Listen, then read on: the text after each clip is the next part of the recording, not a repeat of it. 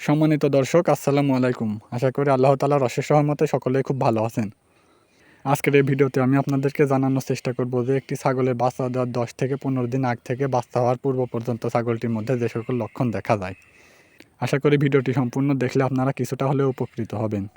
আর এই ভিডিওটি তৈরি করার উদ্দেশ্য হলো, আপনারা অনেকেই হয়তো ছাগলের বাচ্চা হওয়ার লক্ষণগুলো বুঝতে পারেন না, যে কারণে অনেক সময় অনেক আগেই মনে করেন যে ছাগলটির বাচ্চা হওয়ার সময় হয়ে গেছে। তাছাড়াও আপনাদের মধ্যে অনেকেই হয়তো ছাগল প্রজনন করার তারিখটা ভুলে যান, যে কারণে আপনাদের কাছে সঠিক হিসাবটা থাকে না। এজন্য আপনারা ছাগলের বাচ্চা হওয়ার সঠিক সময়টা নির্ধারণ করতে পারেন না। এজন্য আজকের এই ভিডিওটি তৈরি করছি, যেন আপনারা সহজেই বুঝতে পারেন যে ছাগলটি বাচ্চা দেওয়ার সময় হয়ে এসেছে কিনা। তো একটি ছাগলে যখন বাচ্চা দেওয়ার 10 থেকে 15 দিন বাকি থাকে, তখন দেখবেন যে ছাগলটির ওলানে দুধ আসা শুরু হয়েছে। এবং ছাগলের যে বাঁটগুলো রয়েছে, সেই বাঁটটা দিয়ে আপনারা ধরে টান দেন, দেখবেন যে কিছুটা দুধ বের হচ্ছে। এছাড়াও আপনারা ছাগলটির ডান পেটে একটু ভালোভাবে লক্ষ্য করলে দেখবেন যে ছাগলটির পেটের মধ্যে বাচ্চা নড়াচড়া বোঝা যাচ্ছে। এছাড়াও একটি ছাগলের বাচ্চা দেওয়ার সময় যখন খুব নিকটে চলে আসে, তখন দেখবেন ছাগলটি খুব ঘন ঘন প্রস্রাব করছে। এর কারণ হলো পেটের মধ্যে বাচ্চা বড় হয়ে যাওয়ার কারণে তার মূত্রথলিতে একটু চাপ বেশি পড়ে। এছাড়াও অনেক সময় দেখা যায় যে ছাগলটি বাচ্চা হওয়ার সময় খুব নিকটে চলে আসলে ছাগলটি শুয়ে শুয়ে একটা গোঙানির মতো শব্দ করে। তবে আপনারা এই শব্দ দেখে বিচলিত হবেন না। এই শব্দটি করার কারণ হলো, ছাগলটি পেটের মধ্যে বাচ্চাটা খুব বড় হয়ে যাওয়ার কারণে শুয়ে থাকলে তার পেটে অনেক চাপ পড়ে, এই কারণে তার কিছুটা কষ্ট হয়। এজন্যই ছাগলটি গোঙানির মতো শব্দ করে। তবে সব ছাগল যে গোঙানির মতো শব্দ করে বিষয়টা কিন্তু এমনও নয়। কিছু কিছু ছাগল করতে পারে, আবার কিছু কিছু ছাগল নাও করতে পারে। এতক্ষণ যে লক্ষণগুলো বললাম, সাধারণত এই সকল লক্ষণগুলো 10 থেকে 15 দিন আগে থেকে ছাগলের মধ্যে দেখা যায়। এবার আপনাদেরকে একটি ছাগল বাচ্চা দেওয়ার 1 ঘন্টা আগে থেকে যে সকল লক্ষণগুলো প্রকাশ করে, এই সম্পর্কে আপনাদের জানানোর চেষ্টা করব।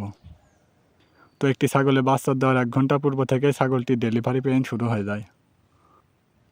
এর ফলে ছাগলটি বিভিন্ন ধরনের লক্ষণ প্রকাশ করতে থাকে। তবে একটি ছাগলে বাচ্চা দেওয়ার সময় যখন একেবারে নিকটে চলে আসে, তখন প্রথমে লক্ষ্য করবেন যে ছাগলটির ওলানে যে বাঁট রয়েছে, সে বাঁটে সম্পূর্ণ দুধ চলে এসেছে এবং বাঁটটা দুধে টনটন করছে। এরপর যে লক্ষণটি দেখা যায়, দেখবেন যে ছাগলটি কিছুক্ষণ পরপরই প্রস্রাব করছে এবং ছাগলের প্রস্রাবের সঙ্গে অনেকটা পরিমাণ লালা মিশ্রিত হচ্ছে। এছাড়াও দেখবেন যে ছাগলটি কিছুক্ষণ পরপরই শুয়ে পড়ছে, আবার কিছুক্ষণ পরপরই উঠে দাঁড়াচ্ছে। ও ঠিক মতো খাওয়া দাওয়া করছে না, কিংবা একেবারে খাওয়া দাওয়া বাদ দিয়ে দিয়েছে। এছাড়াও লক্ষ্য করবেন যে ছাগলটি তার সামনের পা দিয়ে মাটি আঁচড়াচ্ছে। এক কথায় বলতে গেলে দেখবেন যে ছাগলটি কোনোভাবেই শান্তি পাচ্ছে না। সে কিছুক্ষণ পরপরই শুয়ে পড়ছে, আবার উঠে দাঁড়াচ্ছে, আবার দেখবেন মাটি আঁচড়াচ্ছে, আবার দেখবেন যে কিছুক্ষণ পরপরই প্রস্রাব করছে। আর এমন লক্ষণ প্রকাশ পেলে আপনারা ছাগলটির কাছ থেকে কোথাও যাবেন না।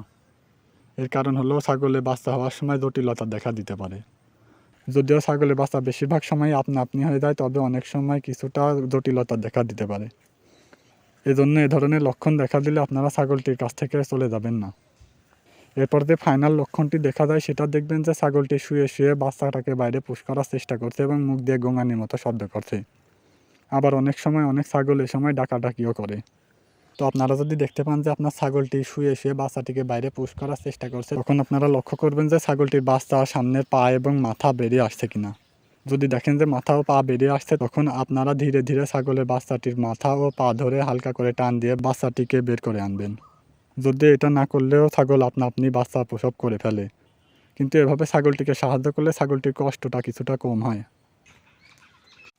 তো এতক্ষণ আমি আপনাদেরকে একটি ছাগলের বাচ্চা হওয়ার 10 থেকে 15 দিন পূর্ব থেকে বাচ্চা হওয়ার সময় পর্যন্ত যে সকল লক্ষণগুলো দেখা যায়, এই লক্ষণগুলো আপনাদেরকে জানানোর চেষ্টা করলাম। আশা করি আপনাদেরকে বিষয়টা খুব ভালোভাবে বোঝাতে পেরেছি। তবে হয়তো বা কথাগুলোকে আমি ঠিকমতো গুছিয়ে বলতে পারিনি, এজন্য আমি আপনাদের কাছে ক্ষমা চেয়ে নিচ্ছি।